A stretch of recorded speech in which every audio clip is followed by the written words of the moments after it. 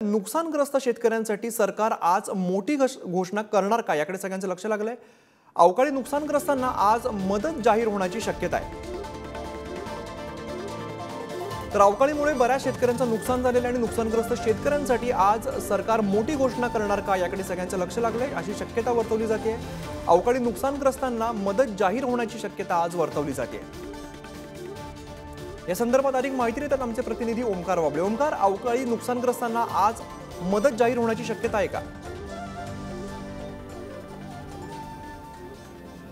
अमित, एक महत्त्वाची माहिती समोर येते। आपत्ती व्यवस्थापन खात्याकडून मुख्यमंत्री कार्यालयाला पंचनाम्यांचा प्राथमिक अहवाल देण्यात आलाय। सगळ्यात महत्त्वाचं म्हणजे जवळपास 5 लाख हेक्टरचं क्षेत्र आहे। वेगवेगळ्या नगदी पिकांचं असेल, फळबागा असतील किंवा भाजीपाला असेल, या सगळ्याचं आत्ताच्या घडीला 5 लाखापर्यंतचा डेटा सरकारकडे अवेलेबल आहे, पण हे जवळपास 7 ते 8 लाखापर्यंत पुश होऊ शकतं असं दिसतंय। त्यामुळे आतापर्यंत जे पंचनामे पूर्ण झालेले आहेत, ज्या ज्या ठिकाणी प्रक्रिया सुरू करण्यात आल्या, जे जे बाधित क्षेत्र आहे तेवढ्याचा एक निकष तयार करून SDRFच्या निकषानुसार या सगळ्यांना उद्या जेव्हा अंतिम आठवडा प्रस्ताव ठेवला जाईल तेव्हा उद्या किंवा अधिवेशनाच्या शेवटच्या दिवशी एक प्राथमिक मदत या सगळ्याला जाहीर केली जाणार आहे। सरकारकडून पॅकेज दिलं जाईल सगळ्या संदर्भात।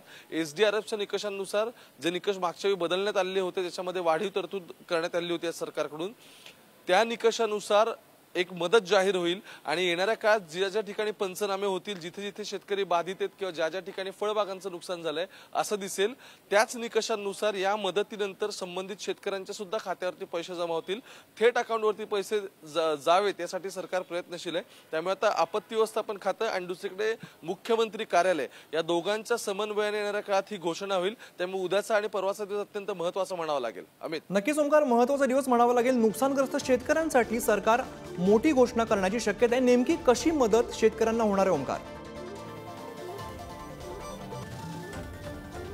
2 महत्त्वाचे मुद्दे समजून घेतले पाहिजेत। एक म्हणजे पंचनामे पूर्ण व्हायला अजून पुढचा किमान 1.5 ते 2 महिने जातील। मार्चमध्ये या सरकारचं परत पुढचं बजेट असेल, त्याच्या आधी ही घोषणा दिली जावी आणि मग बजेटमध्ये उर्वरित गोष्टींसाठी जी तरतूद असेल पुढच्या वर्षाची ती करण्यात यावी, कारण पुढचं वर्ष निवडणुकांचं असणार आहे। त्यामुळे त्या अनुषंगाने सुद्धा शेतकऱ्यांसंदर्भात घोषणा होतील। आणि दुसरा सगळ्यात महत्त्वाचा मुद्दा म्हणजे की आता तातडीने जी शेतकऱ्याला मदत दिली पाहिजे, ज्याची वारंवार विरोधक मागणी करतायत की तुम्ही पंचनाम्यांची प्रक्रिया नंतर करा, प्रोसेसला वेळ लागतो, 2-3 महिने जातात, पण तोपर्यंत शेतकऱ्याला आता काहीतरी खिशात हवंय, रबीचं पीक आता हाती येईल सगळं, त्याच्यासाठी पैसे सगळ्याला हवेत। सो तत्काळ जी मदत जाहीर करायची ती मदत उद्या किंवा परवा या 2 दिवसामध्ये जाहीर होईल। उद्या अंतिम आठवडा प्रस्ताव आहे आणि त्यानंतर गोष्टी सगळ्या मार्गी लागतील। नक्कीच ओमकार, त्यामुळे शेतकऱ्यांना दिलासा मिळतो का हे पाहणं महत्त्वाचं ठरणार आहे। धन्यवाद तुम्ही दिलेल्या सविस्तर माहितीसाठी।